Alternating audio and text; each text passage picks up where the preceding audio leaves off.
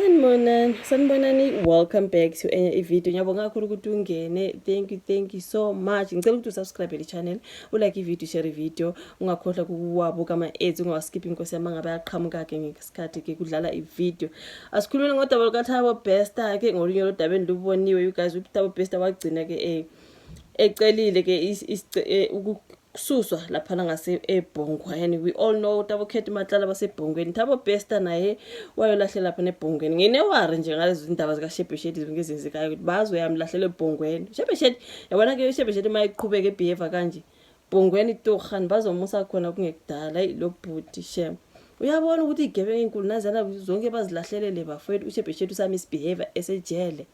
Hayi angeke inkathelo enkulu yasePitoli ke ichithile imizamo kaThabo Bester yokususwa esikhungweni saseBhongweni iSuper Maximum Correctional. uBester ubufaka isicelo esiphuthumayo esiphikisana nokudluliselwa kwakhe ejele laseKokstad ethi ke ukubeka kwakhe kuleli jele kukhinyabeza ke ikakhulu ukuzivikela kwakhe. Kumele kaThabo Bester umAfrika wamayila utheke ukususwa ejele iHoshi Mampuru sekudale ukuhlupheka kwethimba lakhe lezomthetho njengoba ke sekusele inyanga eyodwa ngaphambi kokuthi ke kuqala ukuqula kwecala lakhe lokweqa esikhungweni hlunyeleliswa kwezimilo eMangaung. uMayilo uye wakhala futhi ngokuthi ke leli bhanga lenza kusebenzisa ke leli banga lenza ke ukusebenzisana noBester kube nzima kakhulu, just like they were saying ngoKhethi Matlala bathi kunzima ukuthi sibathole ngabameli babo labo you guys bezama ngakho konke okusemandleni ukuthi ke basuswe eBhongweni bayiswe somewhere sibethi at least ke lapha koJobek hayi le Pretoria aka at least elinye ijele nje lingaba lana eJobek hayi eBhongweni. They are trying by all means ukuthi basuse ke abantu babo kuleli jele you guys. Kuthiwa kunzima ke lapha na kudlala mabesho ngejele laseBhongweni. Angazi ijaji kuMamuluku Gubushi usichithile ke leso sicelo sika Thabo Bester bafethu waye wanquma ukuthi ke lolu daba aluhlangabezana nezidingo zohlo oluphuthumayo. Yona into ke lapha na you guys uThabo Bester ke elahlwa icala bezama ke yena nabameli bakhe bezama ukuthi ke bamsuse lapha ngaseBhongweni. Akululanga bafethu kunzima but ke sesothenika sidlulele kolunye udaba lwenkosi engilubona. Khumbula ke kwakhulunywa ngokuthi ke isilo besizama nkosi yami ukuthi ke kususwe lo Natal lapha when it comes to igama lesifundazwe iKwaZulu Natal. Ngikhumbula ngiyibuka ivideo yakhe you guys ekhuluma ngokuthi inkinga nguye lo Natal lo simfuni lo Natal sifuna ke kube kwaZulu hayi KwaZulu Natal. Lona daba lapha you guys oluke lwathi kukhulukhulunywa yabona nasenkundleni zokuxhumana kaningi lokho liphethelo lo daba sekuthiwa ke iMK Party neIFP bavumelana nasisilo you guys ukuthi ke kususwe lo Natal isifundazwe sisale kuyiKwaZulu not KwaZulu Natal. So kwase kuthiwa ke bakhona beANC kuthiwa ke iANC elaphana ngase KZN ithe yona isibona isidingo sokuthi kususwe lo Natal. Akumelanga nje kumele kushintshwe amagama ezifundazwe nje ngenxa ukuthi ubani usefuna ukuthi kushintshwe.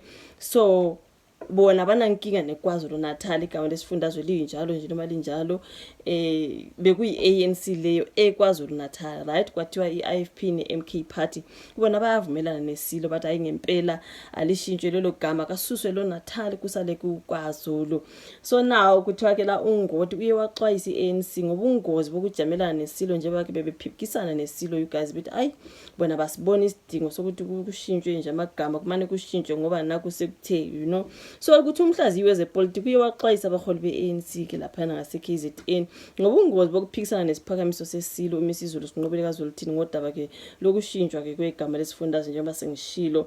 uMnumzana uZakhele Ndlovu waseNyuvesi yaKwaZulu Natal uthe iANC kuyobe izibeke engcupheni ke yokulahlekelwa umasipala besifundazwe uma ke kuzoyiwa okhethweni ibhekane neziqu zamehlo nembube. Usho kanje emvane kokuba ke okhulumela isilo umntwana uThulani kaGqikazi Zulu ekhuze osopolitiki ukuba bangaphendulani nesilo kwabezindaba ngodaba lesiphakamiso sokuba kushintshwe leli gama. Shothi bazonde leyo nto ukuthi baye baphendula via media kwathiwa baphendulana nesilo ba-arguisha nesilo via imedia. Leyo nto leyo ababe careful ngoba ayamukelekile at all. Umntana uThulani ukusho lokho emva kokuba komgqugquzeli weANC waKwaZulu Natal uMnumzana uMike Mabuyakhulu eyowatshela bezindaba ukuthi ke bona banayo nencane nje inkinga negama leli likhona kuyiKwaZulu Natal. Mabuyakhulu ubetshela bezindaba ukuthi igama elikhona kwavunyelwana ngalo ezingxoxweni Umntwana uThulane ke uthe bakhombisa ukungayihloniphi imbube laba abaphendule inkulumo yayo kwabezindaba. KwaZulu inkosi yethu iSilo siyahlonishwa. Uma inkosi yamaZulu ikhuluma ibeka umbono wayo bese kuqhamuka abantu nje ubona ukuthi abantu baphuma ezindaweni zepolitics bayashiseka bese bezophendula iSilo kwabezindaba. Akulungile lokho basho kanjalo igazi. Ngibona sengathi izinga ke lenhlonipho liya ngokushabalala. Yebo ingonyama isuke ikhuluma ukuthi sixoxe ngayo lento, kodwa ke wena uma ususuka uhlala ebhobweni utshela isizwe ukuthi ungena noma ucasha ngepolitics usuphendula ingonyama ngokuthi wena ulifuni leli gama. Ngibona sengathi inhlonipho ayikho. Uye washo njalo guys. Kanti umntwana uThulane ke uye waphinde wagcizelela ukuthi bayaweseka umbono wembubo ukuba ke kususwe igama uNatal. Isifundazwe sibizwe ngekwaZulu. Kuvele namaqembu kamakhulu kwaZulu-Natal njengoba sengishilo before iIFP neMK Party ebisizwakalise ukweseka isiphakamiso seSilo. uNdlovu uthe ke nakuba ke engakubona ukuba iANC ibeka umbono wayo, uthe engakubona ukukubi ukuba iANC ibeka umbono wayo, uthe ke ukubukeka kwayo ngesikhathi iphikisa iSilo kungenza ukuthi ke abantu bakwaZulu-Natal bangayivotela okhethweni oluzayo. Yalahlekela iANC inqwaba yamasipala kwaZulu-Natal okhethweni lohulumeni basekhaya olwedlule. Kwaye okhethweni ngo-2021 abaholi beANC kwaZulu-Natal besolwa ngokuphikisana nokuqoka kweSilo. Ngaleso sikhathi ke wawushisa phansi umbango wesihlalo sobukhosi lapha kwaZulu. So uNdlovu uthe iANC ingazithola ishaya induku efanayo okhethweni lwakulonyaka uma ke ingase ingalusingathi ke ngobunono udaba lokushintshwa kwegama lesifundazwe. Iqiniso nje ukuthi asiphile esikhathini lapho ke khona kuthiwa inkosi iyaphikiswa uma isikhulumile. iANC nayo njengeqembu lezombusazi inelungelo lokubeka umbono, kodwa ke into engiyibonayo lana ukuthi abaningi bayaweseka umbono weSilo. Abantu abaningi bayazigqaja ngokuba ke ukuba amaZulu futhi ke bayasithanda neSilo.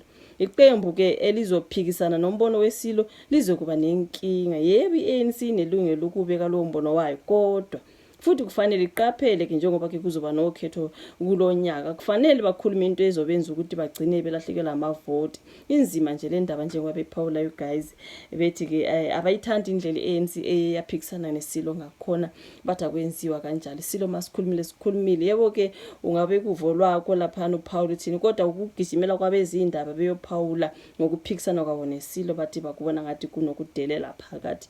Yona into engiyithole lapha odabeni ebenke ngakhuluma ngalo guys ukuthi iSilo sithi sona sifuna kususwe lo Natal kube kwaZulu, hayi kwaZulu-Natal. Kwaba khona nje abeseka iSilo sizwe ukuthi iIFP neMK Party, kodwa iANC yaseKZN yathi hayi bonjani thina sibona ke kungena nkinga. Yikho lokho kuthiwa baphikisana neSilo nje babonisa nje ukuthi inhlonipho ngathi ke iyashabalala.